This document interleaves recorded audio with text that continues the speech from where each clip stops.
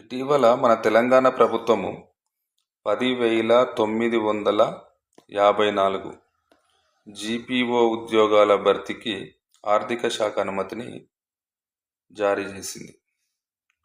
ఈ జీపీఓ ఉద్యోగాలు అనగా గ్రామ పాలన ఆఫీసర్లు లేదా గ్రామ పాలన అధికారులు. అంటే గతంలో గ్రామాలలో రెవెన్యూ పనులు చూసుకోవడానికి విఆర్ఓలు, వారికి సబార్డినేట్గా విఆర్ఏలు ఉండేవారు. అంటే విలేజ్ రెవెన్యూ ఆఫీసర్లు, విలేజ్ రెవెన్యూ అసిస్టెంట్లు.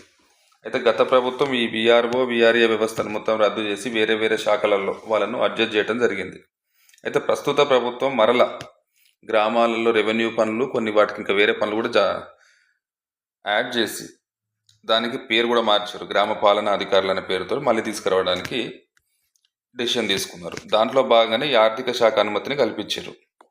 అయితే ఈ విషయం ఆల్మోస్ట్ అందరికి తెలిసే ఉంది అభ్యర్థులందరికీ, కానీ కొన్ని డౌట్లు ఉన్నాయి. ఇప్పుడు ఈ ఉద్యోగాలు మొత్తం పాత వారితో భర్తీ చేస్తారా? కొత్త వారికి ఏమైనా అవకాశం ఉంటుందా? ఉంటే ఎన్ని పోస్టులు రావచ్చు?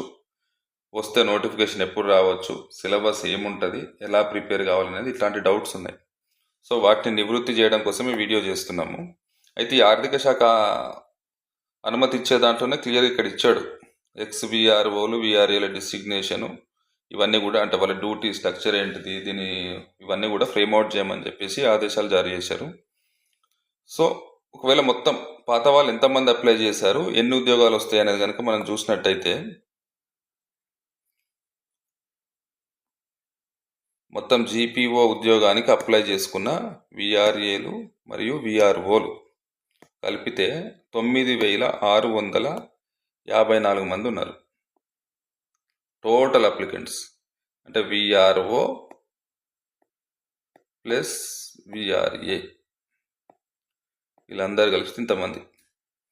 ఒకవేళ వీళ్ళందరూ కనుక ఉద్యోగాలు ఇచ్చారు అనుకుందాం, ఇస్తే మనకు సుమారుగా ఎన్ని ఉన్నాయి? 11,000, అంటే 10,954.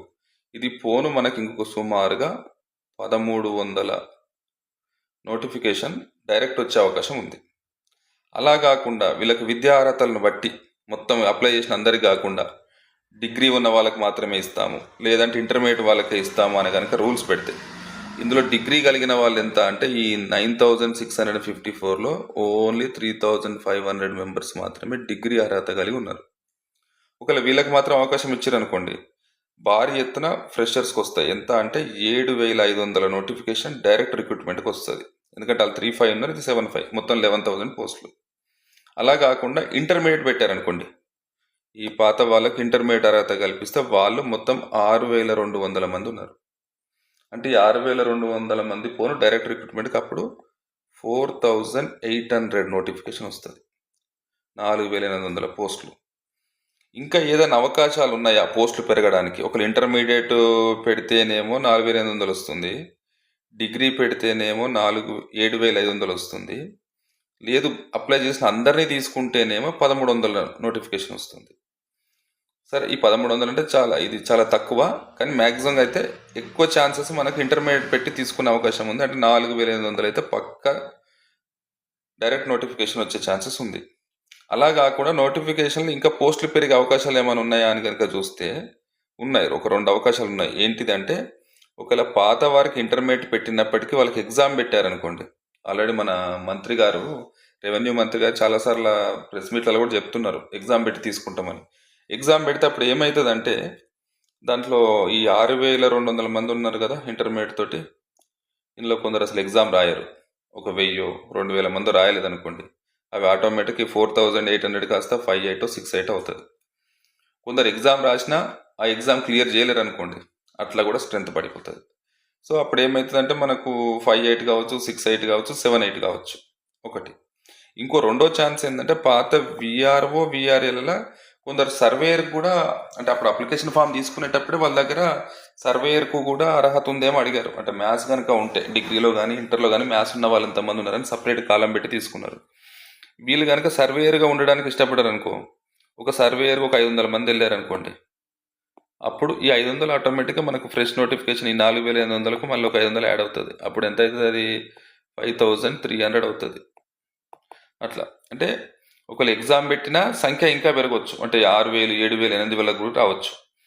అలాగే కొందరు సర్వేయర్లకు వెళ్ళినా కానీ ఇంకొక 500 300 ఒక 1000 వరకు, అంటే సర్వేయర్ పోస్టులు మొత్తానికి 1000 ఖాళీ ఉన్నాయి, ఒక 1000 అడిషనల్ కూడా రావచ్చు. ఇది అయితే ఇదంతా జరిగితే డైరెక్ట్ రిక్రూట్మెంట్ ఎప్పుడు ఉండొచ్చు. ఒకవేళ వాళ్ళకి ఎగ్జామ్ పెట్టకుండా తక్షణమే తీసుకుంటే మాత్రం ఈ మార్చ్ ఎండింగ్ వరకు, అంటే ఉగాది అని చెప్తున్నారు కదా, మార్చి 31 30 వరకల్లా వాళ్ళని డైరెక్ట్ తీసేసుకోవచ్చు. అలా కాకుండా ఎగ్జామ్ కనుక పెడితే వాళ్ళకి హాల్ టికెట్స్ ఇవ్వటము, సెంటర్లు పెట్టడం ఇదంతా జరుగుతుంది. కాబట్టి ఏప్రిల్ నెల మొత్తం వాళ్ళ ఎగ్జామ్కు దానికే వెళ్తుంది. సో మే 1st వీక్ లేదా మే 2nd వీక్ వరకు వాళ్ళ నియామకాలు అయిపోతే మే ఎండింగ్ వరకు మళ్ళీ కలెక్టర్ల నుంచి వెళ్ళి ఎన్ని ఇండెంట్లు అని తీసుకోవాల్సి వస్తుంది. ఏ ఊర్లలో ఎంతమంది జాయిన్ అయ్యారు, జాయిన్ కాని వాళ్ళు ఎంత, ఏ జిల్లాలో ఎన్ని ఖాళీలు ఉన్నాయి, అవన్నీ తీసుకొని మళ్ళీ నోటిఫికేషన్ ఇవ్వాల్సిన అవసరం ఉంటుంది.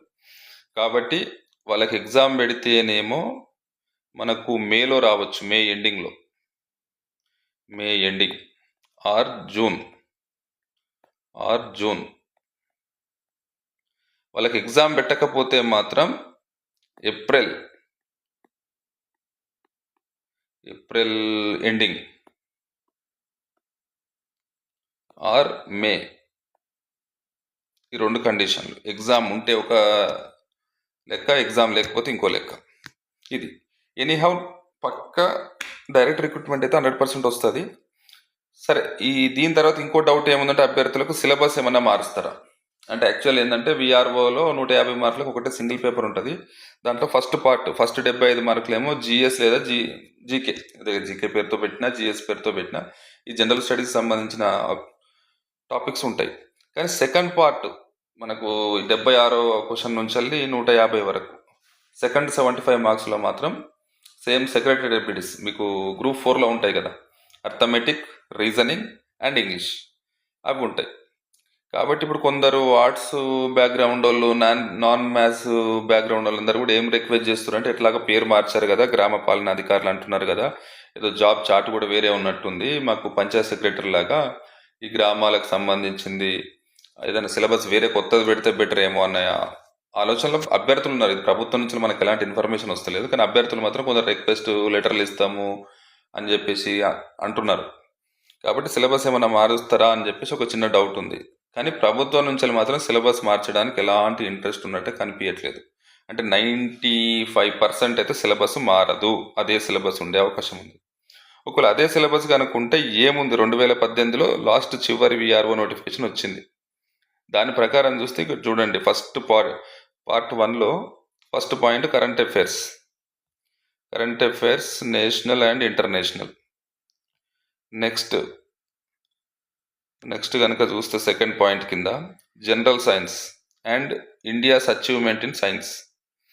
థర్డ్ వచ్చి history of India and national movement, అంటే ఎస్పెషల్లీ నేషనల్ మూమెంట్ని బేస్ చేసుకొని ఇండియన్ హిస్టరీ చదివితే సరిపోతుంది. అంటే మనకు ఓల్డ్ అండ్ మిడివల్ హిస్టరీ అవసరం లేదు. ఇంకా next geography of India and Telangana, అంటే వరల్డ్ జాగ్రఫీతో పని లేదు. Okay, Indian and Telangana geography చూసుకుంటే సరిపోతుంది. Next Indian polity and constitution. ఆ తర్వాత economy and development of India and Telangana. తర్వాత Telangana art, culture, literature, policies, Telangana history, state formation, movement, society, heritage. అంటే టోటల్ తెలంగాణ ఉద్యమ చరిత్ర ఉంది, తెలంగాణ కల్చర్ అండ్ హిస్టరీ కూడా ఉంది. ఇదంతా కూడా చూసుకోవాల్సి వస్తుంది. తర్వాత 8th వచ్చి ethics, sensitivity to weaker section. అంటే ఇది కొంత సోషలాజీలో పార్ట్ ఉంటుంది, కొంత గవర్నెన్స్ దీంట్లోకి వస్తుంది. అలాగే పార్ట్ 2 వచ్చేసరికి మనకు సెక్రటరీ డెప్యూటీస్ ఉంటాయి. సెక్రటరీ డెప్యూటీస్ అంటే దీంట్లో ఒక 25 మార్క్స్ వరకు ఇంగ్లీష్ రావచ్చు, 25 రావచ్చు, 20 రావచ్చు, అంటే 4-5 మార్కులు అటు ఇటుగా రావచ్చు. మొత్తానికైతే ఇది ఒకటి. Next mental ability and logical reasoning, ఇదొకటి. తర్వాత మ్యాథ్స్లోకి వెళ్ళి అర్థమెటిక్, ఇదంతా కలిపి మనకు మొత్తం 150 మార్క్స్కి ఉంటుంది. అయితే ఇక్కడ చాలామందికి వస్తున్న డౌట్ ఏంటంటే, నాన్ మ్యాథ్స్ వాళ్ళకు ఈ ఉద్యోగం కష్టమేమో, నాన్ మ్యాథ్స్ వాళ్ళు ఈ జాబ్ కొట్టలేరేమో అని ఒక డౌట్ ఉన్నది చాలామందికి. కానీ మీరు దానికి ఏం కంగారు పడాల్సిన అవసరం లేదు. కొంచెం కాన్సన్ట్రేషన్ చేస్తే మీరు ఇంగ్లీష్లో స్కోర్ పెంచుకోవచ్చు, దాంతోపాటు రీజనింగ్లో పెంచుకోవచ్చు. మ్యాథ్స్లో మాత్రం ఒక మోస్తార్ పర్ఫార్మెన్స్, అంటే కొన్ని చిన్న చిన్న చాప్టర్స్ ఉంటాయి కదా, అట్లాంటివి మీరు వర్కౌట్ చేసినా కానీ ఒక 25 మార్కులకు గాను ఒక 5 దాకా తెచ్చుకోవచ్చు. మీరు కావాలంటే చూడండి, ఎస్ఐ కానిస్టేబుల్లో కూడా నాన్ మ్యాథ్స్ వాళ్ళు చాలామంది ఎస్ఐ కానిస్టేబుల్ అవుతున్నారు. ఈవెన్ ఆర్ట్స్ బ్యాక్గ్రౌండ్ వాళ్ళు కూడా అవుతున్నారు. అంటే మీకు ఒక సింపుల్ లాజిక్ చెప్తాను. మీరు ఏం చేయాలంటే జిఎస్లో ఫస్ట్ 75 ఉంది కదా, దాంట్లో ఎట్లన్నా కష్టపడి ఒక 60 మార్కులు తెచ్చుకోండి. నెక్స్ట్ ఇంగ్లీష్ ఒక 25 అనుకుందాం. 25లో చాలా కష్టపడి ఒక 20 మార్క్స్ తెచ్చుకోండి. తర్వాత మెంటల్ ఎబిలిటీ అండ్ రీజనింగ్ అంత టఫ్ ఏమి ఉండదు కాబట్టి ఒక 15 వరకు ఎక్స్పెక్ట్ చేయొచ్చు. ఇందులో 15 తెచ్చుకోండి. మీకు మ్యాథ్స్ రాదు కాబట్టి ఎంత, ఒక 5 చేయగలుగుతారు కదా. ఏదో ఒకటి అడ్డిగుడ్డిగా పెట్టినా 5 వస్తాయి. ఏవో అన్ని ఏలో అన్ని బీలో పెట్టినా కానీ వస్తాయి. ఎంత అవుతుంది మార్కులు? 60 + 20 80, 80 + 20 100. 100 వచ్చిందంటే 100% మీకు ఉద్యోగం వస్తుంది. ఎందుకు అంటే లాస్ట్ టైం 2018లో 700 పోస్టులతోటి నోటిఫికేషన్ వచ్చింది. అప్పుడు టాపర్, మొత్తం స్టేట్ టాపర్ 115 అనుకుంటా, 115. కానీ most of the cut offs, even general cut ఆఫే 102 వచ్చినట్టుంది. అంటే 700 పోస్టులే ఉంటే 102 కట్ ఆఫ్ వచ్చింది. ఇది జనరల్. ఇది ఇంకా ఎస్సీ ఎస్టీ బీసీలలో కొన్ని ఎస్టీ అటు ఇటు 95 వచ్చినట్టుంది. మోస్ట్ ఆఫ్ ద అయితే 98, ఇట్లా ఈ రకంగా పోయింది. అంటే దీన్ని బట్టి చూస్తే మీరు జిఎస్లో కనుక ఎడ్జ్ ఇవ్వగలిగితే 60 తెచ్చుకోగలిగితే, ఇంగ్లీష్లో ఒక ఎడ్జ్, ఈ రెండు కనుక ఇక్కడనే మీరు 80 వరకు వచ్చేస్తే ఇంకా 10-15 రీజనింగ్ చేయొచ్చు. బ్లడ్ రిలేషన్స్, కొన్ని క్లాక్స్ ఇట్లాంటి ఈజీగా ఉంటాయి కదా. నాన్ మ్యాథ్స్ వాళ్ళు కూడా చేయొచ్చు, కోడింగ్ ఇట్లాంటివి. ఇక మ్యాథ్స్ మొత్తం 25 మార్క్స్లో మ్యాథ్స్ అన్ని ఏలు పెట్టినా, అన్ని బీలు పెట్టినా, అన్ని సీలు పెట్టినా 5 మార్క్స్ అయితే వస్తుంది. అంటే ఎట్టొచ్చి ఒక 100 వచ్చినట్టు మీకు ఉద్యోగం ఉంటుంది. ఎందుకంటే పోయినసారి మీకు 700 పోస్టులతో నోటిఫికేషన్ వచ్చినప్పుడే కొన్ని ఎస్సీ ఎస్టీ బీసీలలో 95 to 98 మధ్యలో ఉంటే, జనరల్ 102, 101తో కట్ ఆఫ్ అయిపోయింది కొన్ని డిస్టిక్లను బట్టి. ఈసారి కంపల్సరీ మీకు 4000 పైచిలకు, అంటే 5000 పైచిలకే వస్తుంది. 4800 అయితే పక్కా వస్తుంది. 5000 ప్లస్ వస్తున్నాయి కాబట్టి కొంచెం కట్ ఆఫ్స్ తగ్గవచ్చు. ఇంకోటి ఏంటంటే డిస్ట్రిక్ట్స్ చిన్నగా ఉన్నాయి, అప్పుడేమో పెద్ద పెద్దగా ఉన్నాయి. ఇప్పుడు చాలా 33 జిల్లాలు కాబట్టి ఈ కాంపిటీషన్ కూడా తగ్గుతుంది. కాబట్టి 100% మీకు 90 మార్కులు వస్తే ఉద్యోగం వచ్చే అవకాశాలు ఉంటాయి. 90 మార్కులు తెచ్చుకోవడానికి నేను చెప్పిన స్ట్రాటజీలో మీకు నాన్ మ్యాథ్స్ వాళ్ళు జిఎస్ ప్లస్ ఇంగ్లీష్లోనే 90కి వెరీ దగ్గరగా 80 తెచ్చుకుంటే మిగతా 20 రెండిట్లలో వస్తుంది. ఎట్నో గట్ల కొంచెం కష్టపడితే వచ్చేస్తుంది. అది విషయం. ఇంకా దీంతో పాటు ఎలా ప్రిపేర్ కావాలని కొందరికి, అంటే ఎప్పుడు రావచ్చు నోటిఫికేషన్, ఎలా ప్రిపేర్ కావాలని ఉంది. సో మన యాప్లో మాత్రం 100 days ప్రిపరేషన్ ప్లాన్ షెడ్యూల్ చేసి ఇచ్చాం. పీవీఆర్ ప్రమాణ్ అకాడమీ అనే యాప్ మీరు ప్లే స్టోర్ నుంచి వెళ్ళి డౌన్లోడ్ చేసుకోవచ్చు. లేదంటే నేను వీడియో కింద లింక్ కూడా ఇస్తాను, దాని నుంచి వెళ్ళి డౌన్లోడ్ చేసుకోవచ్చు. దాంతోపాటు మన వాట్సాప్ గ్రూపులు, టెలిగ్రామ్ గ్రూపుల లింక్ కూడా పెడతాను, దాంట్లో జాయిన్ కాండి. ఆల్రెడీ చాలామంది ఆస్పిరెంట్స్ ఉన్నారు మన దాంట్లో. ఒక 1000 పైచిలకు అభ్యర్థులు మనల్ని ఫాలో అవుతున్నారు. మీకు రెగ్యులర్గా 100 days ప్రిపరేషన్ ప్లాన్ ఉంటుంది, దాంట్లోనే టెస్ట్ సిరీస్ ఉంటుంది. దీంతో పాటు మీకు ఎస్పెషల్లీ పార్ట్ 2 ఏదైతే మీరు ఇబ్బంది అనుకుంటున్నారో, మ్యాథ్స్, రీజనింగ్ అండ్ లాజికల్, ఇవి అర్థమెటిక్ రీజనింగ్ ఉందో, వీటన్నిటిలలో మీకు కంపల్సరీ టెస్ట్ సిరీస్తో పాటు ప్రాసెస్ ఎక్స్ప్లెనేషన్ ఉంటుంది. అంటే ప్రతి క్వశ్చన్కు ఎలా వచ్చింది, ఎలా ఎగ్జిక్యూట్ చేసారు అనేది ఎక్స్ప్లెనేషన్ ఉంటుంది. కాబట్టి ఇవన్నీ మీకు కావాలంటే తక్షణమే మీరు యాప్లో జాయిన్ కండి. ఈ యూట్యూబ్ ఛానల్ కూడా మీరు సబ్స్క్రైబ్ చేసుకోండి.